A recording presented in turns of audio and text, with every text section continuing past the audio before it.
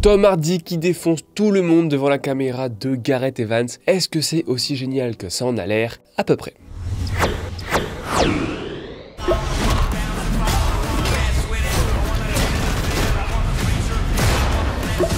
Bonjour, je suis Mathieu et comme vous pouvez le voir, mon chat a manifestement dormi sur mon pull et je viens de vivre une consécration professionnelle. Tous les ans chez Écran Large, en fin d'année, la rédaction fait un article sur nos attentes de l'année suivante. En 2021, j'ai écrit sur Avoc. En 2022, j'ai écrit sur Avoc. En 2023, j'ai écrit sur Avoc. En 2024, j'ai écrit sur Avoc. Et depuis quelques mois, j'écris énormément sur Ravage, le nouveau titre français de Avoc. Et oui, ce film, c'est un peu le Avatar 2 des amateurs de baston, le GTA 6 des gastronomes de la salade de phalange, le second coming des hommes soja qui vivent la testostérone par procuration. Alors on m'a dit, mais Mathieu, tout le monde s'en fout de ce film, personne va regarder ta vidéo, elle va rejoindre le cimetière des beats de la chaîne à côté de la vidéo d'Antoine sur Taylor Swift, ou encore, tu veux pas plutôt faire une nouvelle vidéo sur le beat d'un blockbuster moisi des années 2000? Mais j'ai tenu bon et j'ai converti ma prime de pénibilité post-Minecraft en droit de faire une vidéo sur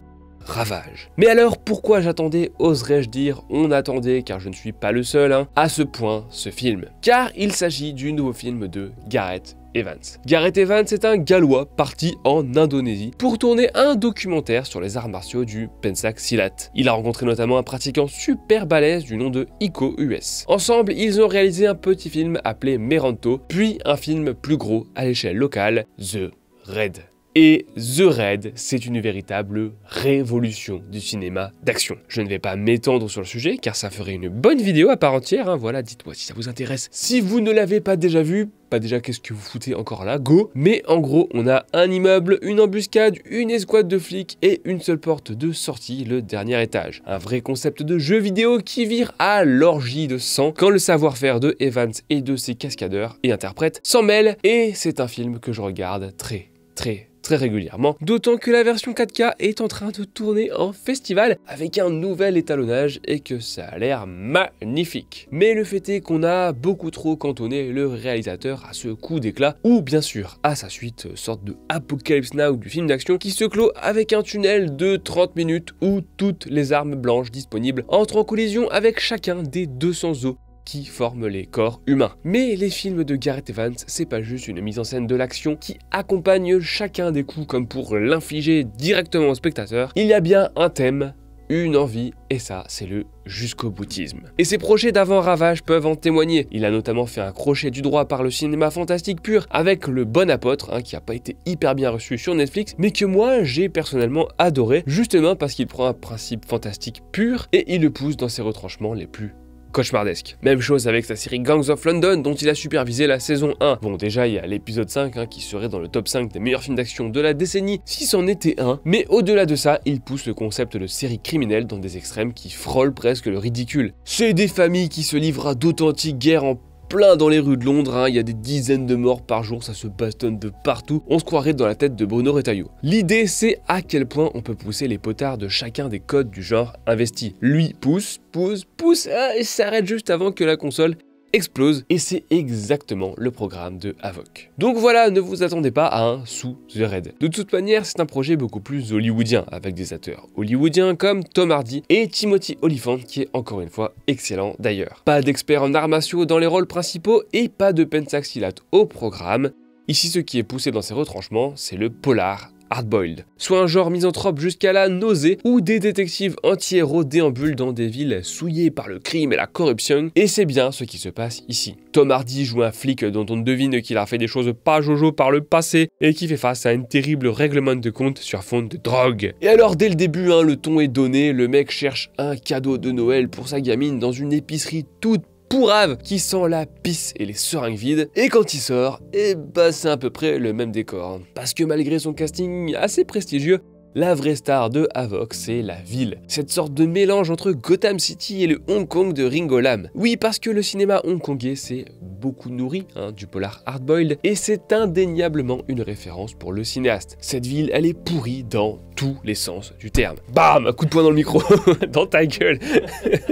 Bien entendu, absolument tout le monde est sale dans cette histoire, à une exception près, mais même esthétiquement, la photo ajoute parfois un poil artificiellement, certes, des strates et des strates de texture crado qui fait effectivement presque parfois penser à la ville du The Batman de Matt Reeves. Alors c'est un look qui ne va pas plaire à tout le monde, Déjà les gens qui ont l'habitude de regarder leurs films sur Netflix à 14 h, un téléphone portable dans la main et la persienne grand ouverte, ils vont pas kiffer, mais au fond, est-ce qu'on se soucie de leur avis? Et aussi les gens qui ont plus de mal avec les matte painting numériques, ces arrière-plans artificiels qui épaississent la ville et lui donnent un air quasiment cyberpunk, ils vont pas trop aimer non plus. Vous l'aurez compris, moi j'adore, et oui parfois certains effets numériques se voient un peu trop quand ils fabriquent des bagnoles entières numériquement pour pouvoir littéralement sauter une bretelle d'autoroute avec sa caméra, mais c'est au service d'un projet esthétique mine de rien assez ambitieux, qui encore une fois réduit le genre du polar à des archétypes qui sont quasiment surréalistes. Mais sa vision du polar, ce n'est pas que la pourriture et cette ambiance vraiment, c'est le chaos, la dévastation, le ravage, c'est le titre du film. Tout dans le film participe à ce gigantesque chaos moral et esthétique.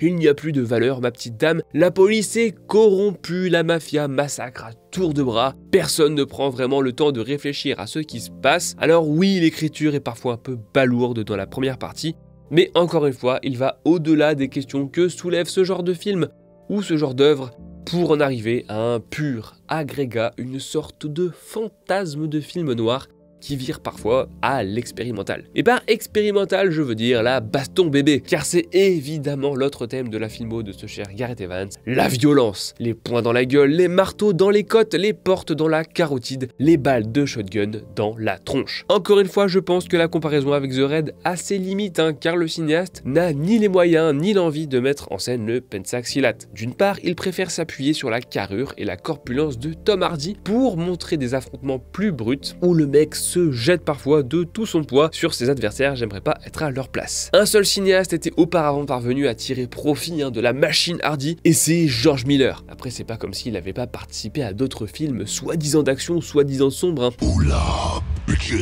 D'autre part, c'est aussi encore et toujours le sujet du film, comme l'explique la scène de poursuite inaugurale, Havok représente le point de rupture du polar. Ce moment où les enjeux finissent par exploser dans un maelstrom chaotique. Si bien que les bastons sont désormais moins des chorégraphies dont la virtuosité est sublimée par chaque mouvement de caméra que des empoignades en improvisation permanente où les forces en présence finissent elles-mêmes par ne plus savoir où finissent leurs points. Preuve en est de cette délirante empoignade dans une boîte de nuit, un classique me direz-vous. Ouais, sauf que là tout le monde se découvre ou se redécouvre, toutes les intrigues explosent les unes sur les autres au beau milieu du film et tout le monde se tire dans les pattes dans un joyeux bordel parsemé évidemment de purs éclats de génie visuel. Alors d'ordinaire ils aiment bien mettre un gros morceau d'électro dans ces cas-là.